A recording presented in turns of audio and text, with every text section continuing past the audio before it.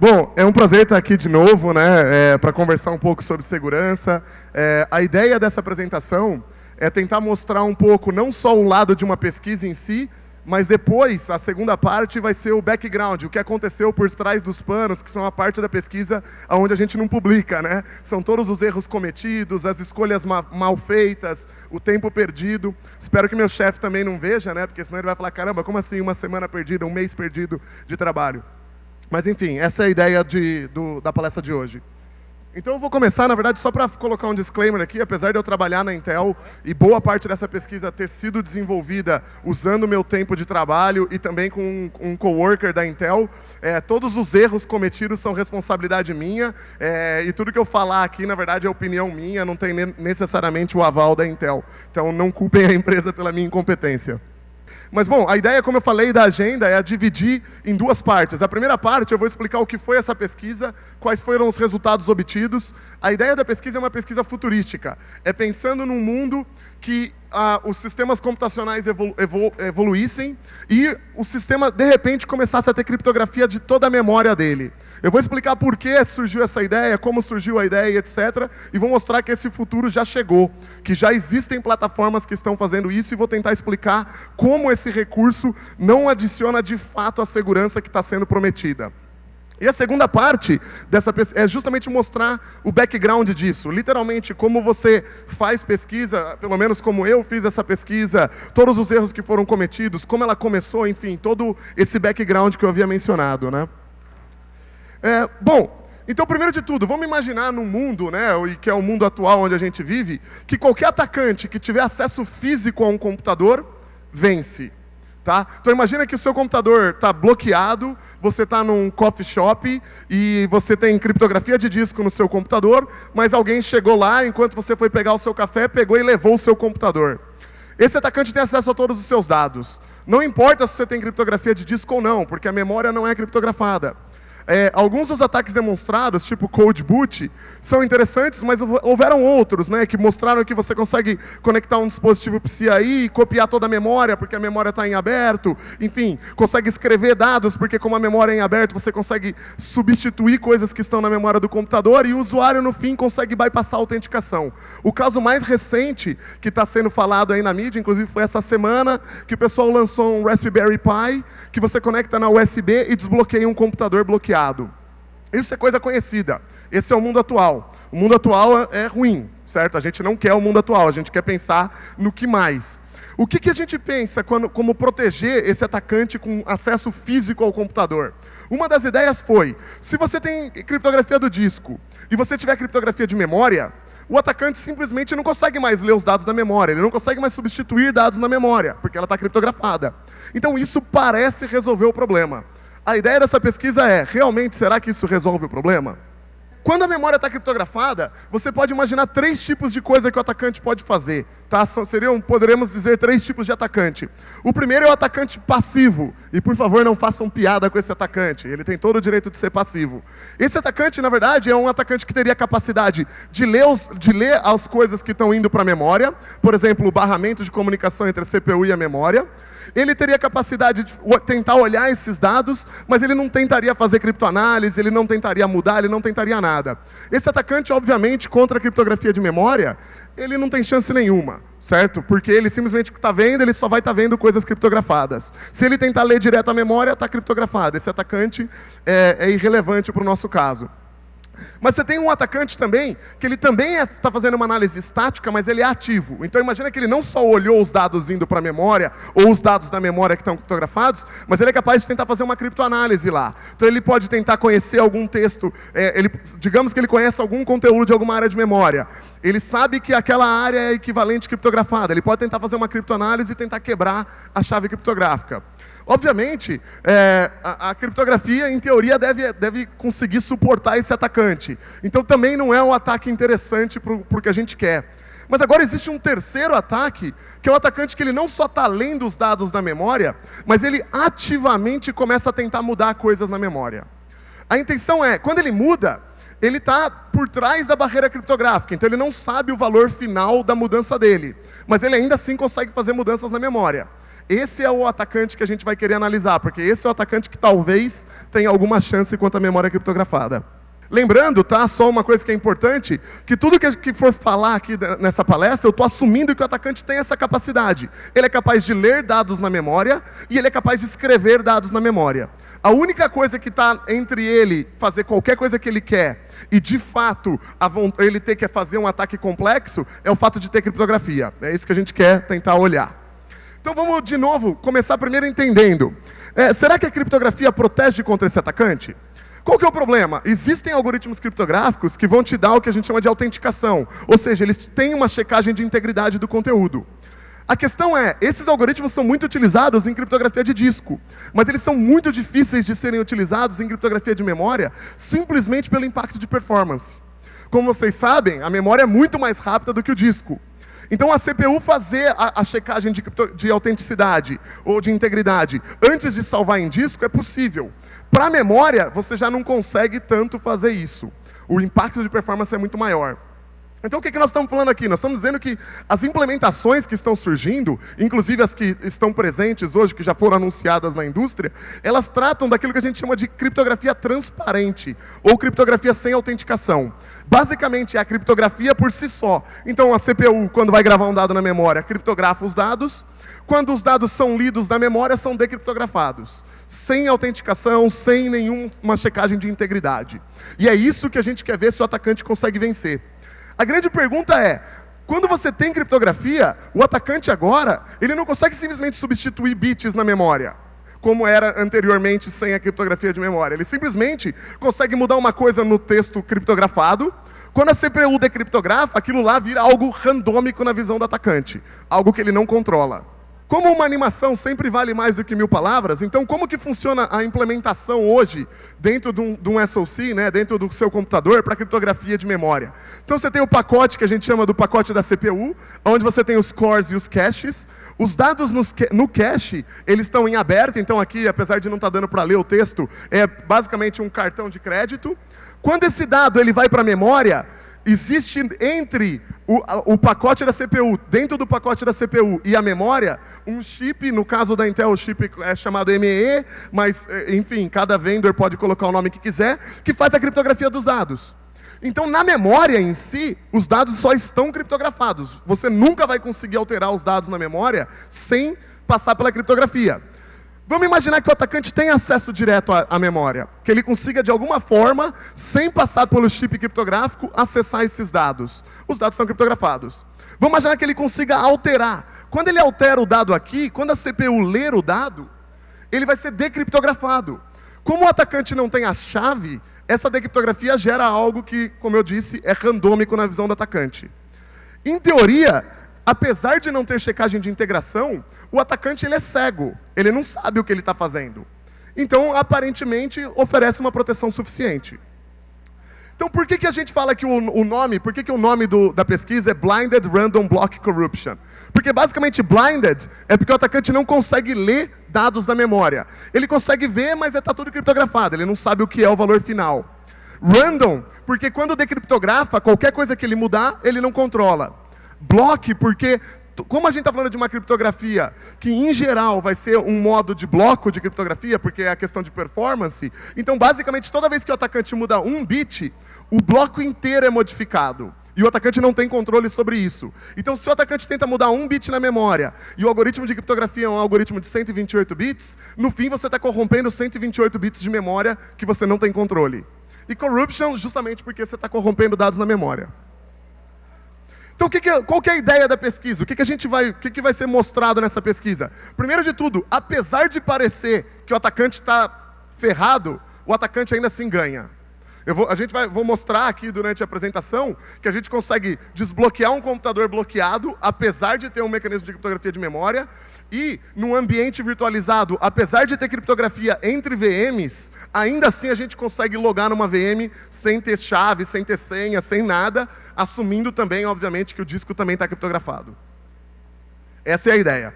Então, o que é o ataque? Como que a gente definiu esse ataque? Então, primeiro, imagina que a gente caracterizou 3 cenários onde o ataque pode acontecer.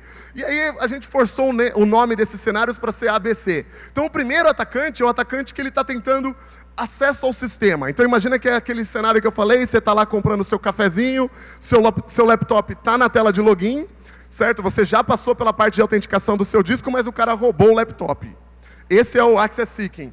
O outro é o breaching. Então imagina, por exemplo, é um atacante que ele já tem algum tipo de acesso no sistema, ele quer elevar os privilégios dele nesse sistema. E o outro é o conspirador. O conspirador é o ambiente de cloud, que eu vou mencionar também, tá? O mais difícil dos atacantes é o Access Seeking. Esse cara quase não tem acesso nenhum. Ele tem basicamente o seu laptop num estado bloqueado e ele não consegue fazer grandes interações. Se ele falhar, se ele crashear na hora que ele está fazendo o ataque, basicamente a máquina vai reiniciar e o mecanismo de criptografia de disco vai ser ativado. Como ele não tem a senha, esse atacante perdeu. Ele não pode falhar, basicamente. Os outros atacantes, de uma forma ou de outra, eles conseguem rebutar a máquina, enfim, pode até existir uma percepção de que um ataque está acontecendo, mas, no entanto, essa percepção é limitada, o ataque pode continuar sendo bem sucedido, apesar de falhar algumas vezes. Qual que é a ideia do ataque? Em essência, o resumo inteiro do que a gente quer fazer está nesse slide. Imagina que você tem um código, e esse código, na verdade, é uma abstração de um código real, que é o mecanismo de login no Linux, tá? Como que o código é organizado? Você tem lá algumas variáveis globais, enfim, flags, mecanismos de autenticação, parâmetros de inicialização do software, enfim, variáveis do software. E imagina que em algum momento você tem a lógica de autenticação do software. No caso do login do Linux, ele tem um mecanismo chamado de pre-authentication.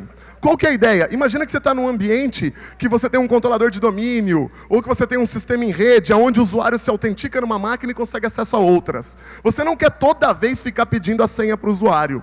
Então, esse mecanismo de pré-autenticação basicamente diz que a sua máquina confia em alguma outra máquina para realizar a autenticação do usuário.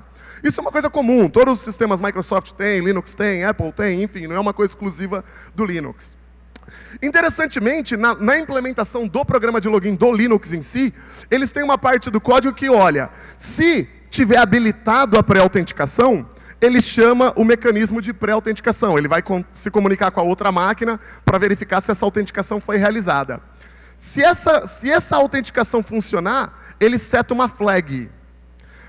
Posteriormente, no código, ele testa. Se essa flag foi setada, ele vai para a autenticação, está ok, bypassando a lógica de autenticação.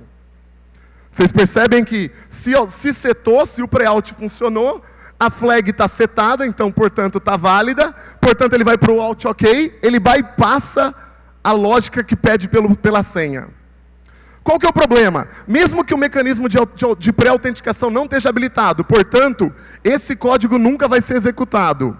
Se eu conseguir corromper o local onde essa flag está armazenada, não importa o valor que eu corrompa, eu estou cego, eu estou corrompendo, eu só tenho que corromper no local certo.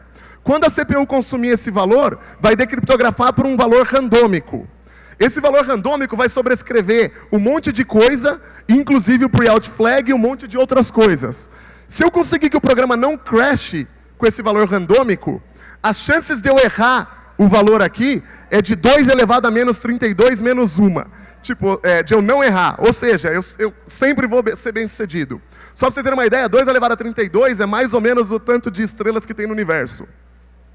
O atacante sempre vai conseguir ser bem sucedido se ele descobrir a localização.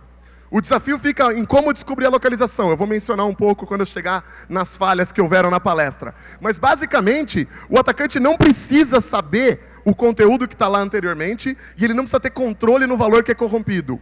Ele simplesmente, porque ele está fazendo um ataque que é só na parte de dados da aplicação, ele consegue ganhar. E ele consegue se logar na máquina sem ter a senha. Então, vamos lá. Dado que o ataque é no programa de login, esse ataque pode ser realizado no seu laptop bloqueado, Mas vamos tentar pensar como seria esse ataque no ambiente virtualizado, então. Que aparentemente surgem algumas complicações. Então imagina que, primeiro, no ambiente virtualizado, quando você está levando alguma coisa para a cloud, o seu hypervisor ele tem acesso a cada uma das máquinas virtuais. Isso é uma das coisas que você mais vê nas apresentações por aí. É o famoso ring-1, então ele tem que ter acesso, enfim. Os hypervisors, eles têm ferramentas de introspection, de debugging, justamente para dar o poder de olhar dentro da máquina virtual. Esse poder é muito grande.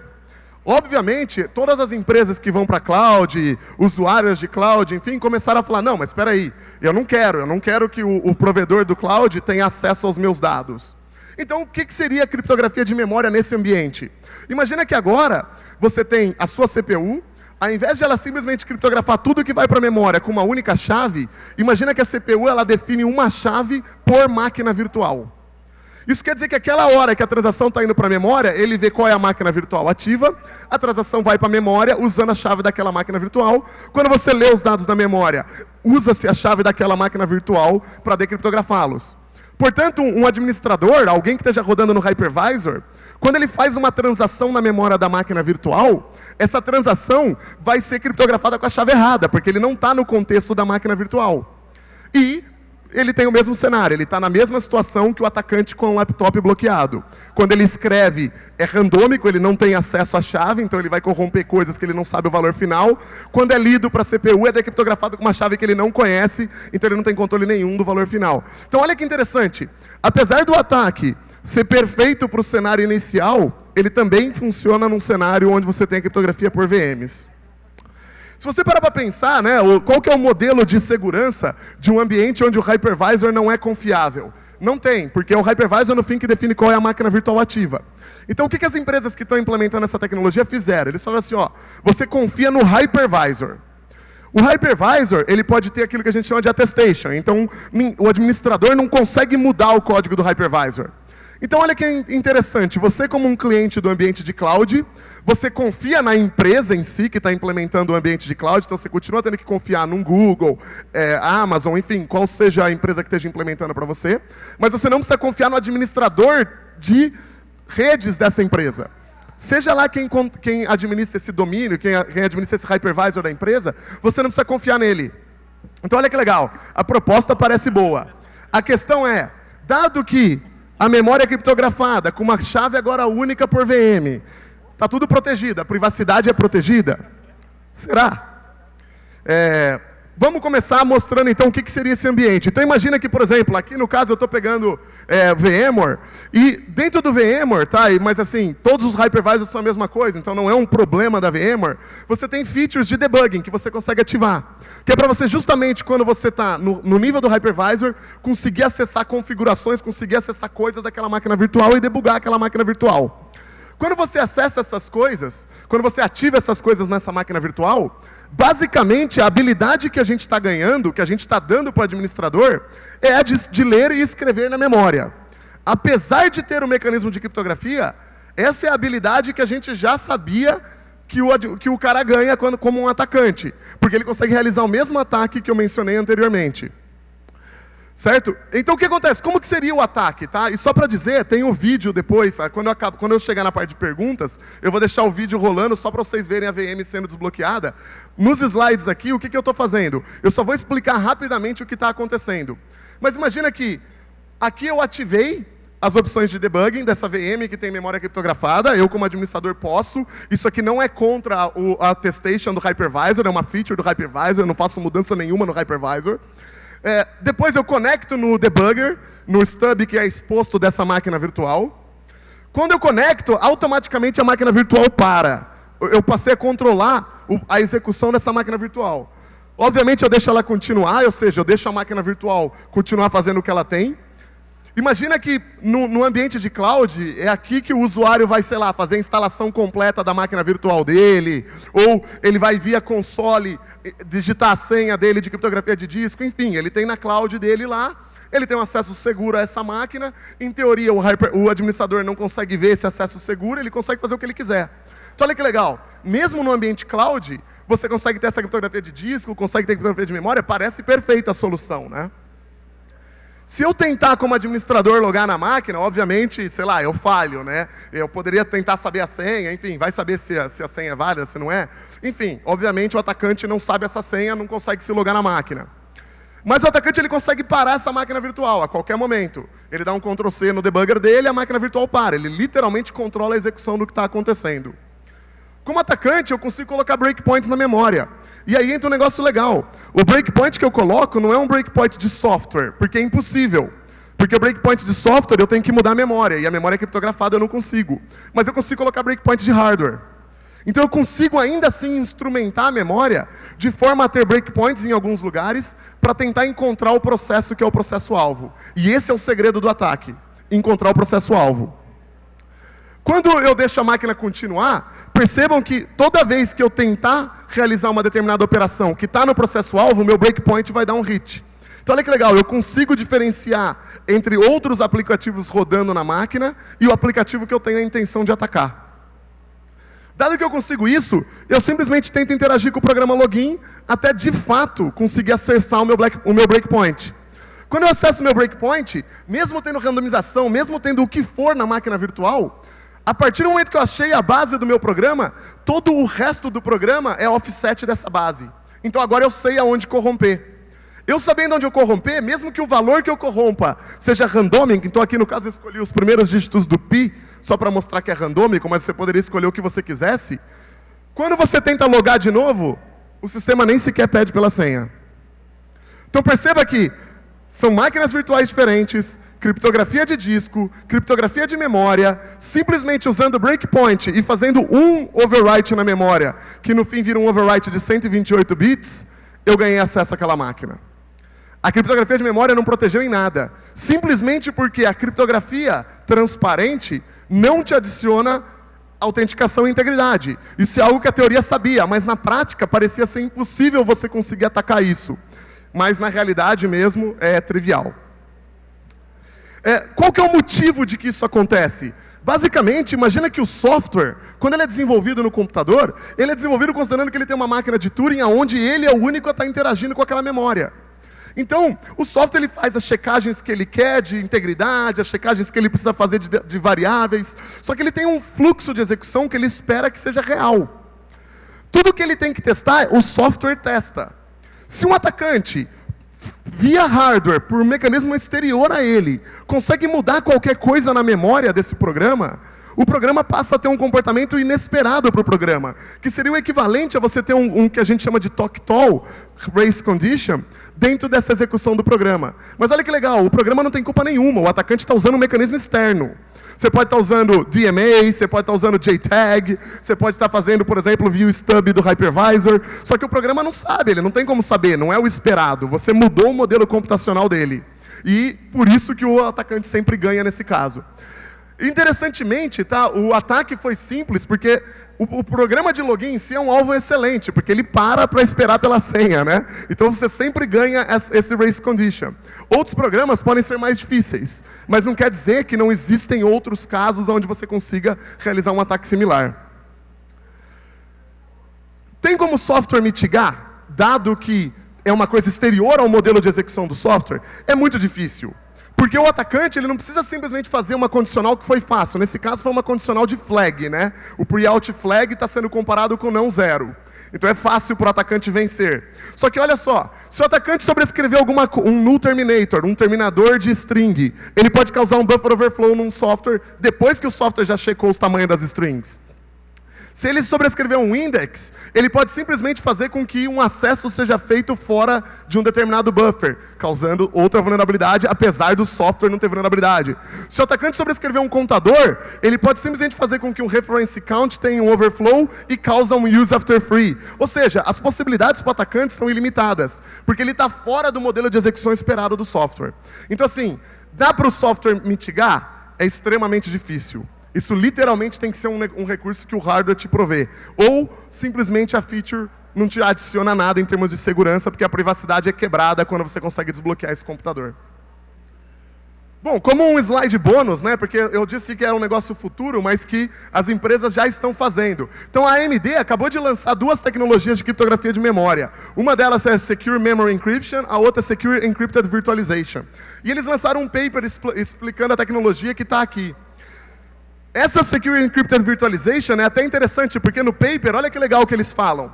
Se uma chave incorreta for carregada, ou seja, se por um guest, quando você vai acessar, você carrega como sendo a máquina virtual errada, ou seja, é um administrador acessando, o que vai acontecer? A primeira instrução que for assimilada desse guest, ou seja, a primeira coisa que tentar executar no guest, vai falhar, porque a memória é decriptografada com a chave errada. E o sistema provavelmente vai crashear. Olha que interessante, eles não entenderam que o ataque não é contra o código. Você não precisa atacar o código do programa. Se você atacar o código do programa, como a corrupção é randômica, provavelmente vai crashear. Só que você pode atacar dados do programa. Dados que são consumidos por esse programa. E aí você não vai causar um crash e você, inclusive, tem cenas onde você pode ganhar. Então isso aqui é só para mostrar que as empresas cometem erros, não tem jeito. É uma tecnologia difícil, é para isso que serve pesquisa. Tá? Só para vocês saberem, a pesquisa foi lançada antes deles lançarem esse paper, tá? Então assim, não é nem do tipo que foi feito para eles. Só aconteceu deles darem o azar de ser o primeiro a lançar alguma coisa antes. Uma outra coisa interessante, dado ao ambiente que a AMD explica no paper deles, o modelo deles de segurança é exatamente o que a gente havia especificado inicialmente. Como eu disse, antes deles se querem colocar. O que mostra a vantagem de você, quando você está fazendo uma pesquisa, você criar um modelo do que você está atacando. Porque aí qualquer outro lançamento que venha, é fácil você mostrar se o modelo se aplica e automaticamente você consegue mostrar que aquela pesquisa também se aplica a uma tecnologia que nem existia na época. Então olha que interessante, dentro do modelo deles, o hypervisor é confiável, ou seja, eles assumem algum tipo de attestation, simplesmente porque não tem outra forma, o hypervisor tem que ser confiável. As capacidades do hypervisor não são modificadas, porque afinal de contas, como você faz o enabling desse negócio? Então assim, é bem interessante de notar que o modelo é importante. Então só como conclusão, esse é o modelo do ataque. Esse é que o ataque faz, e o ataque demonstra que só criptografar a memória de forma transparente não funciona. A grande questão é, quais são os erros numa pesquisa dessa? Tudo que foi sofrido por uma pesquisa, porque o interessante é que você vem aqui, mostra a pesquisa, né, 45 minutos, a pesquisa está mostrada, ninguém entende todos os erros que foram cometidos, tudo parece trivial, só que quando você olha, você fala, caramba, tem muita coisa que acontece no background. Então vou tentar ser bem rápido, até porque eu tenho só 10 minutos, para poder mostrar todos os erros que aconteceram no desenvolvimento dessa pesquisa. Então, primeiro de tudo, como a pesquisa veio a ideia da pesquisa? Tudo começou numa conferência, Corredor Talk. É literalmente eu no corredor de uma conferência, conversando com alguém, essa pessoa mencionou que conhecia alguém da Intel. E apresentou. Eu mandei e-mail para esse cara da Intel, porque eu estava bored, eu precisava de alguma coisa interessante para fazer. O cara é mais sênior do que eu na Intel, que é o Shai. E falei assim, cara, você não quer me dar algum mentorship? Você não quer me dar algum desafio interessante para ser realizado? A gente sentou num meeting para conversar, para falar, pô, vamos ver o que dá para fazer, o que tem em comum que a gente conheça, alguma coisa que eu seja capaz de fazer. E aí veio um desafio que ele me deu. Esse desafio, ele já estava há alguns anos tentando demonstrar, ele é um matemático. Então ele sabia que, na teoria, criptografia sem autenticação é quebrada. A questão é como mostrar isso na prática. Então é bem legal, porque o e-mail de um matemático, né, vem com a definição matemática do que é o problema que ele via. Essa definição matemática, para mim, foi críptica, né? Apesar de agora eu consigo entender bem o que ele quis dizer, na época eu tipo, cara, não tem sentido. Aí ele me mandou um código. O código dele era assim, imagina que é um sistema de autenticação, que tem um loop enquanto a senha não é válida. Depois de um determinado delay, ele corrompe com um valor randômico 128 bits. Que a ideia era simular essa escrita de 128 bits e, obviamente, o cara sucede no login, porque é o próprio programa se corrompendo. Quando eu olhei isso, demorou para eu entender que, na verdade, o que ele estava querendo mostrar é que existia alguma coisa, algum mecanismo exterior à criptografia que corrompia o programa. Olha que interessante, eu poderia ter sido arrogante e ter olhado esse negócio e falado assim, cara, é óbvio que esse programa, a autenticação é bem sucedida. Ao invés disso, eu assumi e eu entendi que o cara é muito melhor do que eu e que talvez ele só não tivesse conseguido explicar de uma forma que eu entendesse e a incompetência era minha. E eu parei para tentar analisar o que mais tinha sobre isso. Quando finalmente eu falei, caramba, essa é a jogada que ele quer provar. Como que a gente prova isso? Então vem, né? Isso aqui é só para vocês verem a execução do programa, né? Que tipo, você vai digitando a senha, chega uma hora que dá o delay, o programa se corrompe e o login é bem sucedido. Mas como você simplesmente consegue fazer uma pesquisa sobre isso? Então, primeiro de tudo, eu sempre acho legal criar um modelo. Porque quando você tem um modelo do que é o ataque, dos cenários onde o ataque se aplica, você consegue entender muito melhor quais são os pré-requisitos do ataque e você consegue entender melhor como demonstrar os pré-requisitos. Quando você consegue fazer um modelo, você também consegue achar os erros de caminho que você está tendo. Várias falhas foram feitas, tá? Eu vou mostrar algumas delas aqui. Mas, basicamente, essas falhas são parte de uma pesquisa, não tem jeito. E isso é que é interessante. É muito comum as pessoas desistirem quando elas começam a falhar. E simplesmente elas nunca vão ter uma pesquisa que realmente tenha resultados interessantes, porque você desistiu. Então, por exemplo, a primeira coisa foi criar uma teoria, né? A minha teoria foi o quê? Eu queria usar criptografia de disco como elemento de ataque, porque tem muito mais implementações. Eu simplesmente falei, vou implementar criptografia de disco sem autenticação, fácil de mudar. E qual que era a minha ideia do ataque? Eu queria atacar o sistema de boot do Linux, eu comecei a analisar como o boot do Linux funcionava. O boot do Linux, ele tenta verificar se você passou algum comando para ser executado como o primeiro processo, como init. Se você não passou, ele começa a procurar o init na máquina, e ele procura em vários paths. Se ele não acha, ele te dá a shell. O path estava totalmente errado, né? Então, primeiro de tudo, a minha teoria era, se eu conseguisse falhar com que ele carregasse todos esses outros binários que estavam na máquina, então eu teria que corromper todos eles, né? Eu ganharia shell. Só que não, eu estava errado. Quando eu comecei a olhar, eu percebi que não aconteceria. Existem duas formas de você ver essa teoria verdadeira. A primeira é implementando o ataque, a segunda é lendo o código. Então eu fui implementando para verificar se o ataque funcionava, o ataque não funcionou, eu resolvi ler o código para entender se existia alguma variação possível. E aí veio o segundo erro, né? Que quando você olha o path do código, você vê que tem uma checagem pelo enoent. E eu falei assim, cara, será que eu consigo causar esse erro especificamente no ataque? Então eu fui olhar todo o path de execução para ver se eu conseguia forçar esse erro. O erro ele é forçado quando você tenta carregar uma biblioteca dinâmica de um processo. O processo existe, mas a biblioteca dinâmica que é mandatória para aquele processo não existe. Falhei de novo, não deu certo, porque o erro era checado e o retorno simplesmente crasheava o kernel. Então eu também não consegui fazer. Ou seja, outro erro, e com isso já uma semana de trabalho full time perdida, tudo jogado fora. Nada prestou para nada. Claro, aprendi e tal, mas nada prestou para nada. Com isso, você vai tendo diversão, né? Então, por exemplo, por que o modelo chama ABC? Simplesmente que a gente forçou o nome ser ABC. A gente achou palavras no dicionário que encaixava ABC. Como que o negócio funciona? A gente sabia que ia funcionar porque a teoria dizia que funcionava. Só faltava a gente provar isso na prática. Mas a teoria matemática é muito forte. Então, não tem erro. Devo ter pisado aqui. Quando que para? Quando você para, quando você comete errar? Cara, você só para se você realmente viu que não tem como a pesquisa funcionar. Nesse caso, a gente sabia que funcionaria, só faltava encontrar o alvo certo. Então, o que mais, né, na verdade?